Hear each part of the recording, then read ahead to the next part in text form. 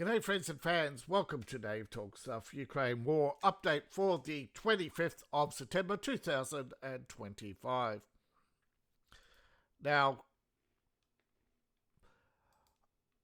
I started recording this and I got so frustrated because a lot of these stories are actually repeats of yesterday. Some of them at least have the decency to say 24 hours old or 1 day old, but not all. A lot of them are repeats. However, I was also interrupted by an update on Marco Rubio meeting with Sergei Lavrov, and then it turned out to be a repeat of the story, which was first filed from a news service in India. For some odd reason, they beat Fox at a punch and Newsmax. But however, of course, this news story was delayed by a shooting at an ice facility and an interview with J.D. Vance. So, moving on, we have, again, most of this, though allegedly today, an update for the last 24 hours, it mostly contains events from yesterday. And again, the usual claims by Ukraine that Russia only attacks civilians and only kills women and children. Russia has actually changed its language from the elimination of Ukrainian troops to killed. 1,495 killed in the last 24 hours, according to TASS. Of course, Al Jazeera claims these numbers are not being independently verified because nobody will. They don't want. They want to smear Russia by... This is the problem. Everybody's smearing Russia by not doing their job, and people aren't turning around saying, well, if you're not doing your job, that's your decision. How was that Russia's fault? And Zelenskyy just crosses his arm and says, Putin must go. You know, and all the belligerence that follows Zelenskyy like a fart in an elevator. You know, this guy is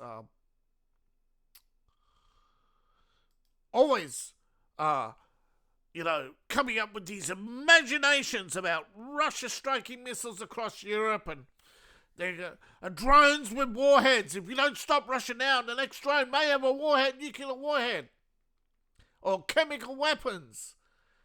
The man is a kook. Okay, should not be taken seriously. If it was anybody else, they'd be laughed at. This is the problem when you take things not right or wrong, but by politics. When you blindly follow something, you are led down the garden path. Like population, the whole world was led down the garden path in 1939 and 1942. And many experts said that without World War II, Europe would be a century ahead. Okay, Europe has lost a century of advancements because of World War II, not gained. See, they sold World War II to people after the post-war period. Look at all these amazing technologies. But the reality is, and as we've seen technological advancements slow down, and seeing more and more that, wait a minute, the government was sitting on these technologies all along. Germany had colour television. It was the war that stopped and prevented the spread of colour television and colour film. Lots of technologies were held back. The truth was that television and radio were not invented that far apart.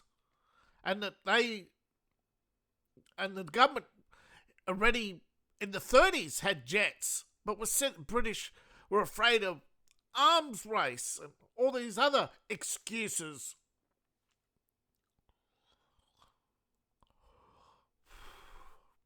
The Russian economy is set to expand. Now, believe it or not, this is not an accurate figure.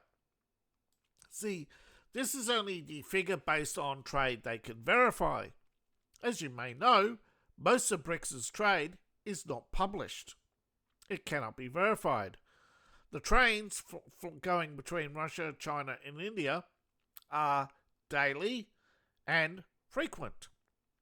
So how could trade just grow by 0.5%? Well, because most of the trains, for every train, aren't. What they do is train comes in and from one side and the train comes from the other side. The trains are inspected and then they both clear. Why? Because one is payment for the other. It's barter, not trade. See, they only measure trade. But see, all countries are soon going to experience slow growth. And the fact is, most growth is inflationary. It's not that there's more goods and services, it's just that they cost more. Alright. Now, most of these markers on the map haven't been updated and removed, but there were drone strikes on Russia and Ukraine. Russia did hit Ukraine's power grid. There were drones strikes, again on rail transport, but most of, as usual, Ukraine says, nothing to see here, folks, only women and children were killed, you know. There was fighting again on the Sumy buffer zone without any Russia's slightly increased its hold, but not much, north of Kupiansk. And in Kupiansk, Russia is again has not advanced. In the Lyman area and the surrounds, Russia has not advanced. North of Silvesk, nothing, but there's fighting, but no advance. We go to Chevashyar, no advance. Siege of Kromsk continues with fighting on the road to Kromsk. Not going to say the whole name. Fighting elsewhere, though no advance. Well, you might think there's a little bit down here, but I'm not sure. This may or may not have expanded, but it's insignificant. It's just... However, in the areas that count, no, Russia hasn't advanced. The siege of Pavlovsk continues. Fighting continues with only a little bit of territory captured by Russia in the Zaporozhye Oblast, here near the... That's about it. There was an air launcher of missiles, but it's believed to have hit Dnipro and Zaporozhye. Nothing significant. Air launched missiles, not very big. An American reporter has met with a US national who's fighting for the Russian armed forces. This is a reporter from One America TV station, speaking of US volunteers with the Russian armed forces. This came with a press tour. Right. Now, many questions were asked, and to quote, NATO in the past has tried to dismantle states it don't agree with, Libya, Iraq, Yugoslavia. You can look at history from a certain perspective and see what they want, what they're standing for, and what they stand for, and what does Russia stand for, and what they want. Russia wants to protect people that are Russian ethnically.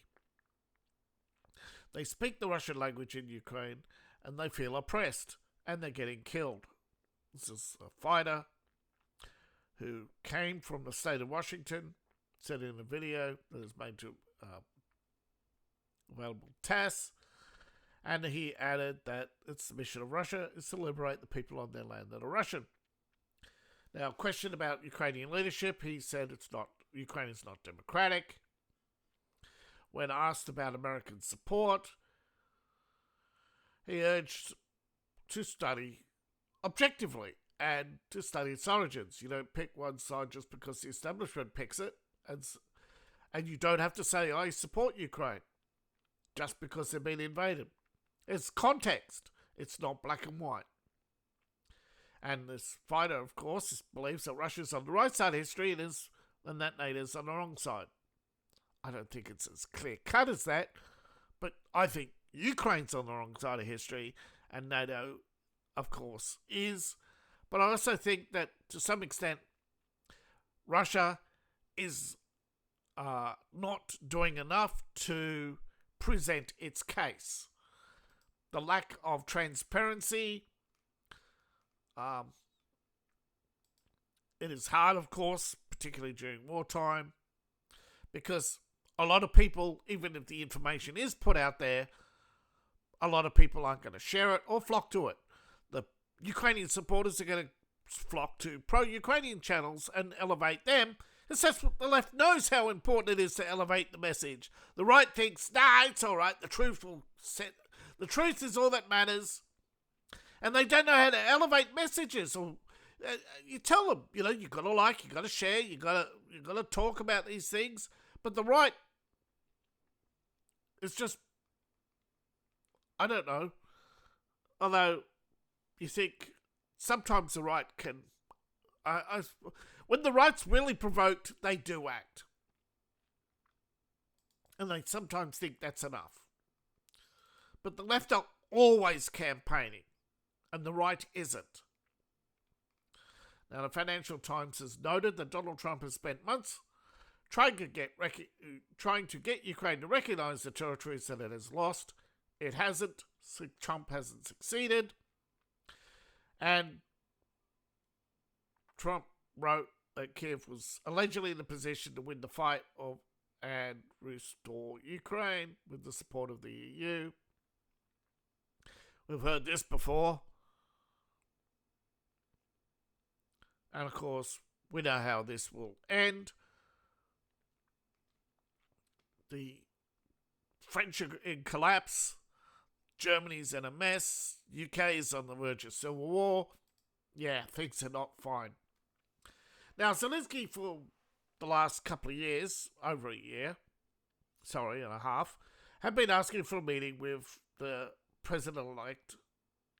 Since Lula became the president-elect, Zelensky's been seeking a meeting.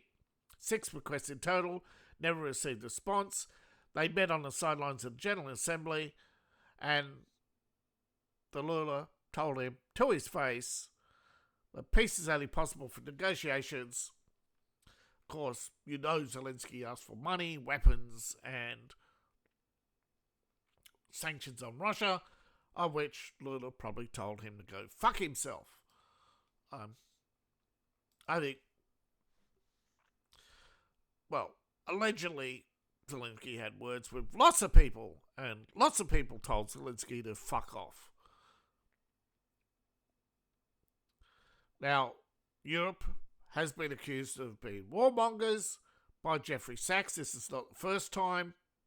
The US Economist has said that the rejection of the Ukraine peace deal in 2022 is a failure of Western democracy. Europeans' increasing hostility to Russia is an obstacle to peace. There should be professional, detailed, skilled negotiators getting detailed solutions. That Trump is not a details person. Jeffrey Sachs is not anti-Trump. He's just saying that Trump's not the guy who should be negotiating this. Maybe Marco Rubio or the whole... No, it actually needs to be a major delegation. This is like negotiating with China. Except that Ukraine's a child, and that basically, like a child, you have to spank them. I mean, Zelenskyy won't accept anything other than getting his way, so the only thing you can do is completely cut him off. Let him suffer. Let him suffer the consequences of his decisions. That's the only way he'll learn. It's the only way Ukraine will learn to shut the fuck up and stop being a thorn in everybody's side, to stop being that pest that puts its hands in everybody's pocket. Now, according to Lavrov, Switzerland has lost the reputation of a neutral mediator because it has failed on many urgent international issues, including the settlement of Ukraine. Now, oddly enough, this is where Russia and US agree that the UN and others have failed dramatically. On purpose, of course. But I think that goes without saying that Europe is pushing for a war with Russia so that it can loot Russia. Just like the UK, US and Russia push for a war against Germany so they could loot it. And don't believe me? Look at the headlines. Oh, you can't. But there are headlines from 1933 to 1936 demanding war with Germany. Yet, they don't demand war with China for the same... China's done worse than Germany, but nah, let's ignore that. They invaded Tibet. Let's ignore that. Everything's at convenient. So, there's been a massive explosion at Ukraine's Swindon industrial estate. Of course, there are evacuations in and around the surrounding area. Now, Swindon is home to many secrets, many in military industrial sites.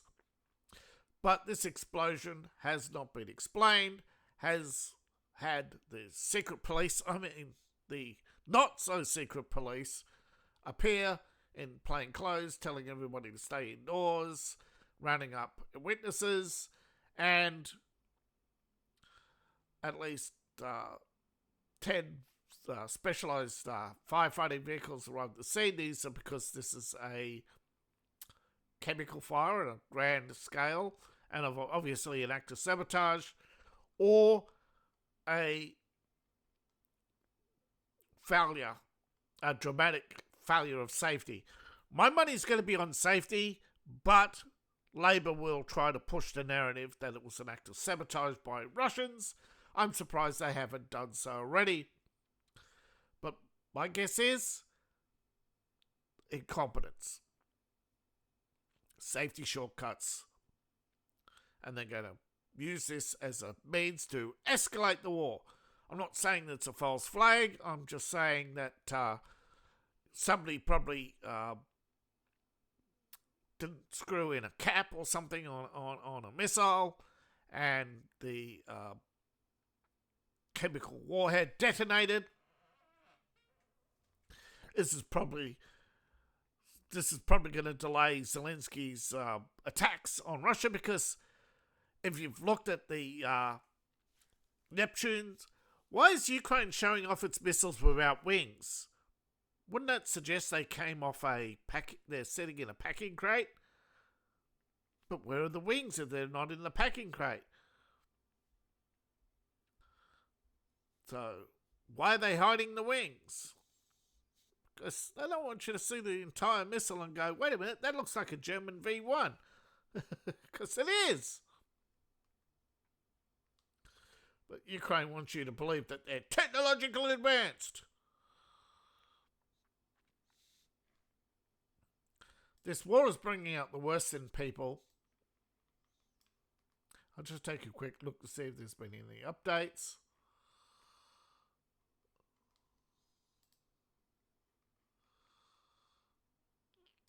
Let's see.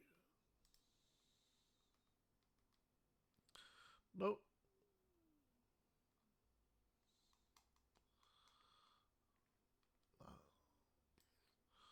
Mostly old stories. Day old.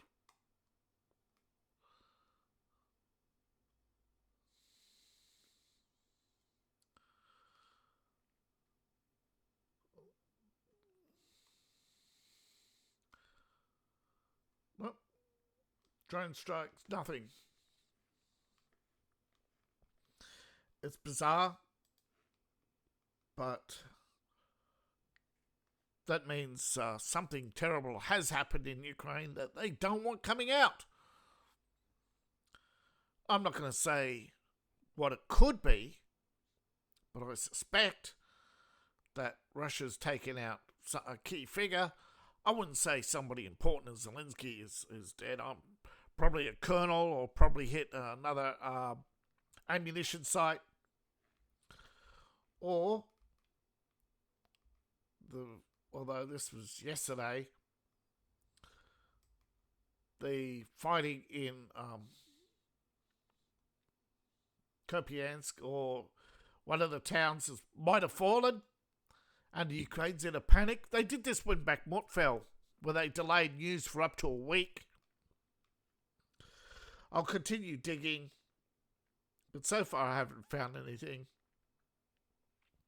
But the problem is, most of the telegram is in a foreign language, and, well, there I am at a disadvantage with the lack of resources.